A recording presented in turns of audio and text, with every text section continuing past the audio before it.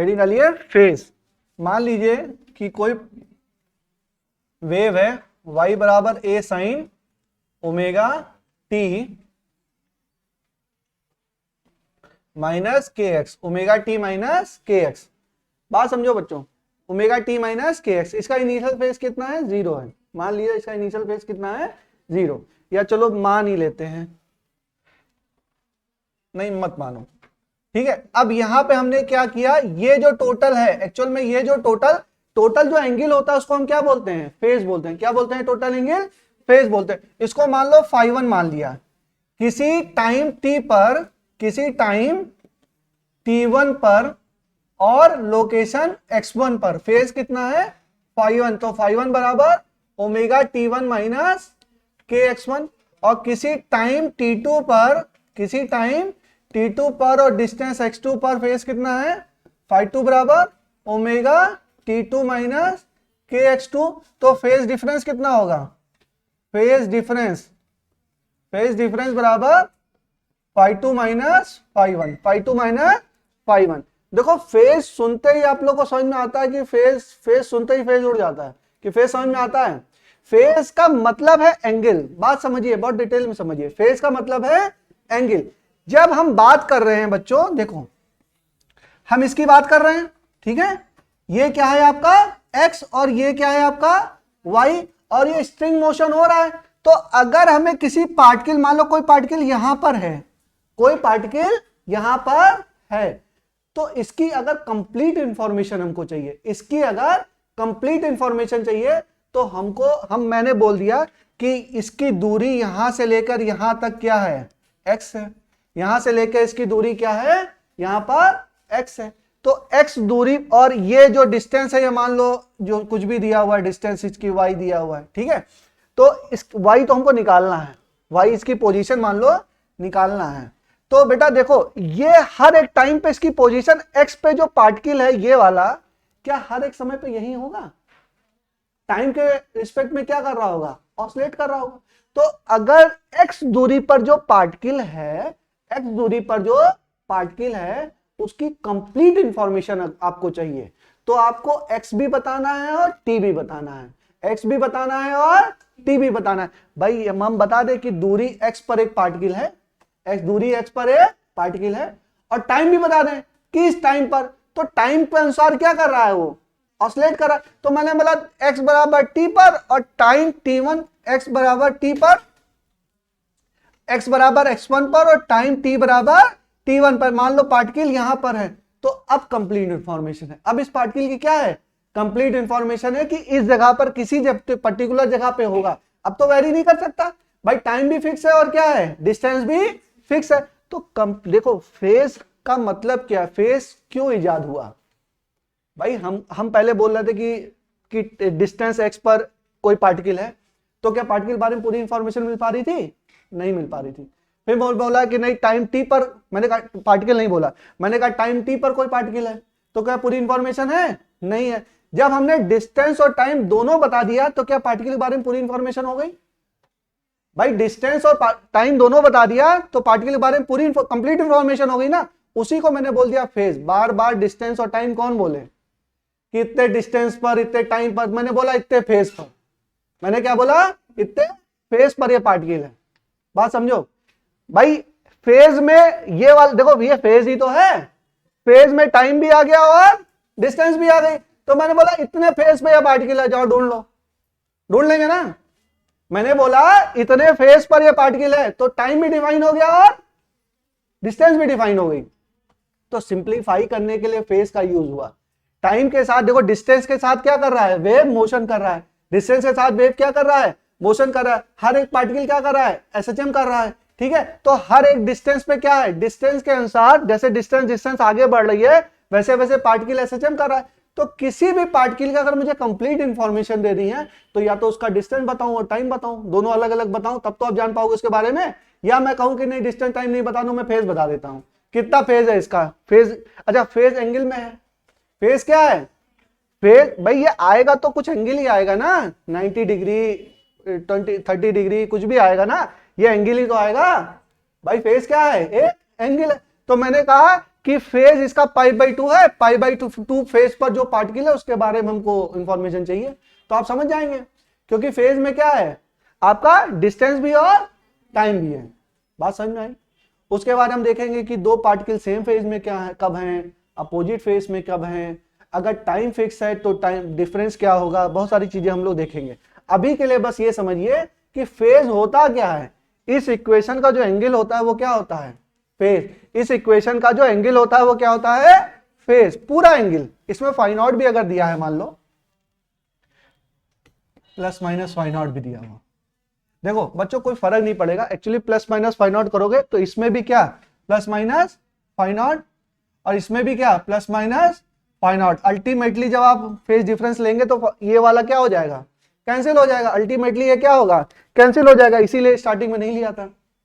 समझिए, ये तो फाई नॉट है ना भाई, ये दोनों क्या है वेरिएबल, ये तो कांस्टेंट है, तो जब हम डिफरेंस लेंगे तो ये क्या हो जाएगा, कैंसिल हो जाएगा। तो फेज का मतलब समझ में आया, सिंपल मतलब।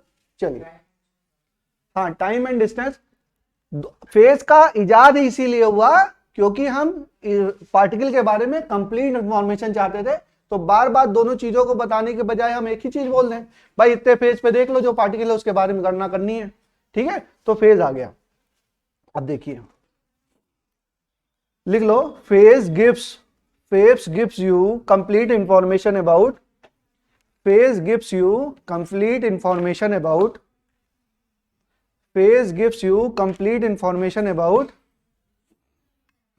displacement of particle, displacement about displacement of particle, phase gives you complete information about displacement of particle, ठीक है। चलिए, इतनी बात आपको समझ में आई बच्चों, कुछ टफ लग रहा है क्या, समझ में आ रहा है ना, कोई ऐसा टफ चीज नहीं है।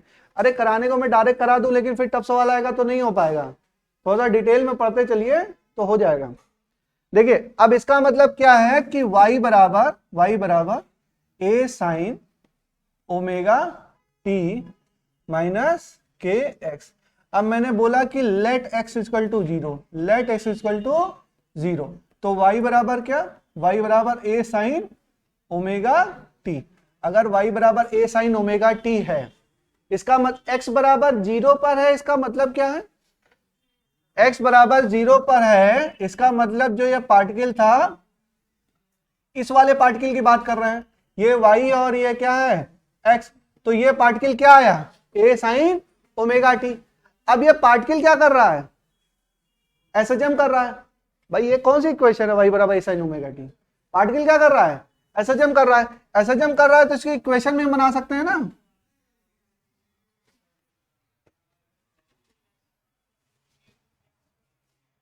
अच्छा अब ये देखते ही समझ में कुछ नहीं आ रहा, करे सर उसको भी वेव बना दिया, इसको भी वेव बना दिया, वो वेव है और ये क्या है, ये वेव है, लग तो रही है ये वेव है, हाँ नहीं बच्चों, ये अरे एसएचएम वेव नहीं है, तो कल कराया था, SHM is not a wave.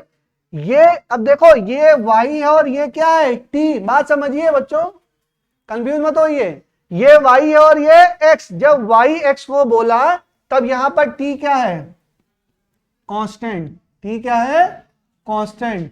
भाई टाइम कांस्टेंट कर दिया ना, वेव मूव कर रही थी, फोटो खींची, टाइम कांस्टेंट, तो किसी पर्टिकुलर टाइम पे वेव इस पोजीशन में थी। अब यहां पर क्या है x कांस्टेंट, यहां पर क्या है x क्या है कांस्टेंट है। भाई हमने ओरिजिन का पॉइंट मान लो, अच्छा ओरिजिन पे पॉइंट पे ही एसएचएम होगा क्या, नहीं, हर एक पॉइंट क्या कर रहा होगा, एसएचएम कर रहा होगा, हर एक पॉइंट क्या कर रहा होगा, एसएचएम कर रहा होगा। लेकिन सबसे सिंपलेस्ट फॉर्म निकालना है तो x बराबर 0, भाई अगर इसकी कुछ वैल्यू रख देंगे तो ओमेगा टी माइनस के साथ कुछ टर्म आ जाएगा ना, तो थोड़ा सा कैलकुलेट करने में वो टफ रहेगा, तो उसको नहीं चर्चा करेंगे। x बराबर 0 मान लिया तो सबसे सिंपलेस्ट फॉर्म ऑफ एसएचएम आ गया हमारा, क्या आ गया, a sine omega T, a sine omega T. अब देखो यहां पर ये टोटल टाइम पीरियड का कितना t, ये कितना t बाई 4 और ये कितना t बाई 2 और ये कितना, ये 3t बाई 4 और ये कितना t, इसको लिखेंगे तो 1.25t, इसको लिखेंगे, बस इतना ही करो भाई, t प्लस टी बाई 4 और ये क्या t प्लस टी बाई 2। ठीक है, ऐसे करते करते आगे चले जाएंगे। ठीक है, तो यहां पे हमको ये समझ में आया। अच्छा, अब मान लो कि लेट, हमने x बराबर 0 तो माना ही है, एट t1 फाई 1 बराबर क्या omega t1, eight t2 phi 2 बराबर क्या ओमेगा t2, तो फाई 2 माइनस फाई 1 बराबर क्या omega t2 minus t1 minus t1, ये क्या हो गया डेल्टा फाई बराबर ओमेगा डेल्टा t। तो डेल्टा फाई बराबर क्या 2 pi upon capital T into delta T। याद आया कुछ फॉर्मूला? पथांतर कलांतर पता नहीं क्या हिंदी में पढ़ते थे। ये कौन सा है? फेज डिफरेंस बराबर क्या 2 pi upon capital T into delta T। ये क्या हो गया?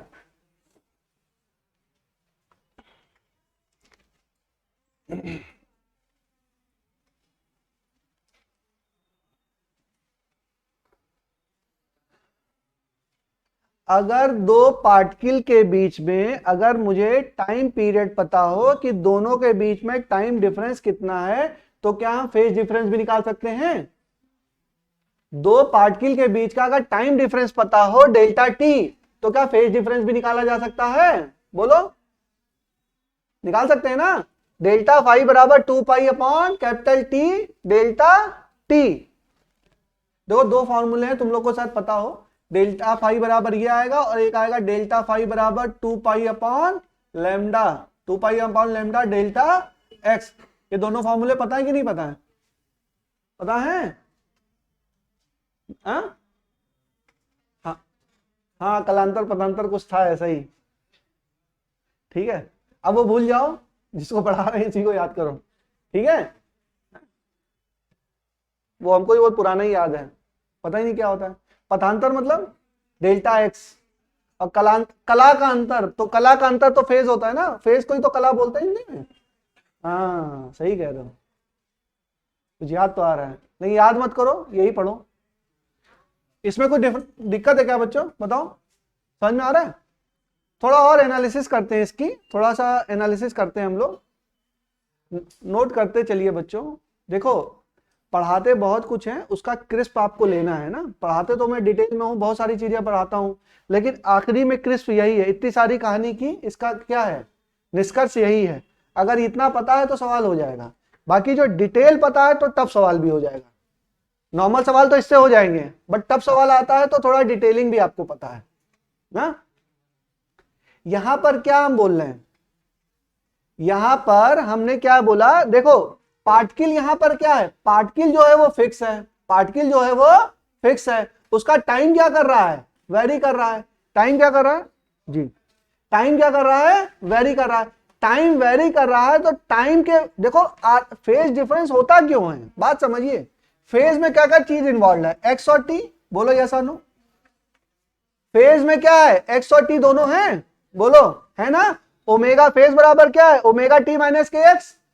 तो फेज अगर x में डिफरेंस होगा तो भी फेज आ जाएगा, अगर t में डिफरेंस है तो भी फेज आ जाएगा। अगर भाई x में अंतर है तो भी क्या है? फेज डिफरेंस है। अगर टाइम में अंतर है तो भी क्या है? फेज डिफरेंस है। और दोनों में अंतर है तो भी फेज डिफरेंस है। बट आपकी स्टडी में ऐसे किया गया है, पहले आप में x को 0 मान लिया गया है। x को 0 मान सकते हो, कांस्टेंट मान सकते हो, सबसे सिंपल है 0 ही मान लो। ठीक है, x को 0 मान लिया तो t को वेरी करा दिया, वहां पे फेज निकाल लिया। फिर आपने क्या किया? t को 0 माना और x को वेरी करा दिया, वहां पे आपने फेज डिफरेंस निकाल लिया। लेकिन सवाल तो ये भी आ सकता है कि दोनों वेरी करें, x भी वेरी करे और t भी वेरी करे, तो कौन सा टफ सवाल है? फाई 1 बराबर ओमेगा t1 माइनस के x1, फाई 2 बराबर ओमेगा t2 माइनस के x2, फाई 2 माइनस फाई 1 बराबर निकाल लीजिए। ये फॉर्मूला तो सब बच्चों को याद होता है, लेकिन फॉर्मूला फाई होता क्या यही भूल जाते हैं। तो सवाल होता नहीं। अगर बेस पता है आपको तब तो आपको पता है सारी चीजें। ये आया कोई फॉर्मूला है क्या? ये आया कहां से है भाई? इसको फेज बोलते हैं, इसको फेज बोलते हैं। बस आपका टी क्या, एक्स क्या हो गया, यहां पर 0 हो गया, 0 हो गया, φ2 - φ1 निकाल लो, आ गया। क्या फॉर्मूला याद करते फिरोगे? लेकिन फिर भी याद करना है, ये फॉर्मूला याद रखिए, डेल्टा फाई बराबर 2π by lambda, 2π upon capital T delta T. और दूसरा फॉर्मूला होता है, देखो यहां पर टी तो यहां पर भी क्या टी, और डेल्टा फाई बराबर 2π बाई लैम्डा, यहां पर लैम्डा तो यहां पर एक्स, ये डिस्टेंस तो ये भी क्या डिस्टेंस, ये टाइम तो ये भी क्या टाइम। क्यों? क्योंकि एंगल क्या होता है, डायमेंशनलेस होता है। कभी बच्चे कंफ्यूज हो जाता है, यहाँ पे 2π बाई लैम्डा कर देते हैं, यहाँ पर 2π बाई लैम्डा होगा नहीं होगा, तो लैम्डा होगा बेटा, तो यह डेल्टा टी है, कैंसिल ही नहीं होगा ना। यहां पर भी टाइम और यहां पर भी क्या टाइम, क्योंकि फाई अल्टीमेटली क्या आएगा, एंगल आएगा। एंगल क्या होता है, डायमेंशनलेस होता है ना। तो ये भी कंफ्यूज कभी हो, अभी ये कराऊंगा आगे। इतना समझ में आया? तो यहां पर अच्छा, इसका थोड़ा सा और समझ लो, नहीं तो क्लास खत्म हो जाएगी। इतना समझ में आया तो थोड़ा सा और समझ ले, इसमें मिटा ही देता हूं।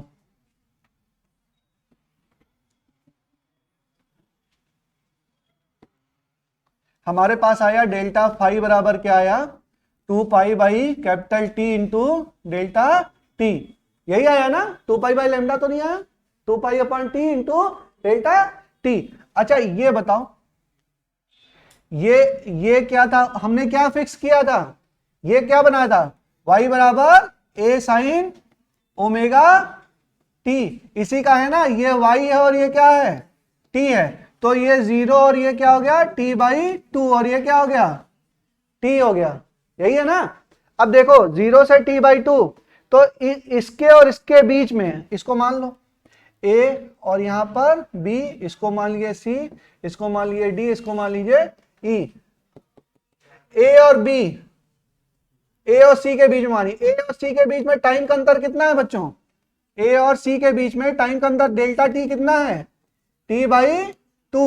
तो फेस कितना होगा, 2π अपॉन टी इंटू क्या t बाई 2 डेल्टा टी, कितना हो जाएगा पाई। बोलो अगर टाइम कितना है, टाइम डिफरेंस कितना है t बाई 2, तो फेस डिफरेंस कितना पाई, और देखो पाई होता भी है। बोलो a और b का निकालो, a और b का, ये सब सवाल हैं आते हैं। a और b के बीच में टाइम यहां पर होगा, तो ये टाइम कितना होगा t बाई 4। तो देखो तो क्या हो जाएगा, 2π अपॉन कैपिटल टी इंटू क्या t बाई 4, कितना होगा पाई बाई 2। तो इन दोनों के बीच अगर आपका टाइम डिफरेंस है t बाई 4, तो फेज डिफरेंस कितना पाई बाई 2, और पाई बाई 2 तो दिख ही रहा आपको, दिख रहा नहीं दिख रहा है। और देख लो a और e का, देख लो a और e, a और e। बोलो डेल्टा फाई बराबर क्या, 2π अपॉन लैम्डा t, कितना t कितना हो गया 2π। भाई a और a के बीच में, a और e के बीच में फेज डिफरेंस कितना 2π, तो दिख भी रहा है 2π। ठीक है, तो किन्हीं भी दो पॉइंट के बीच में आप निकाल लेंगे, कर लोगे बच्चों। देखो थोड़ा समझना पड़ेगा ना, क्या वेव है क्या एसएचएम है। गलती इसी में होती है कि हम वेव को एसएचएम समझ लेते हैं, एसएचएम को वेव समझ लेते हैं, फिर दोनों मिक्स हो जाता है। हाँ, तो फिर वो मिक्स वेज नहीं बनाना है ना, समझ के रखना है कि ये अलग है और ये अलग है। ढंग से समझोगे तो समझ में आ जाएगा। चलिए बच्चों, आज की क्लास खत्म होती है।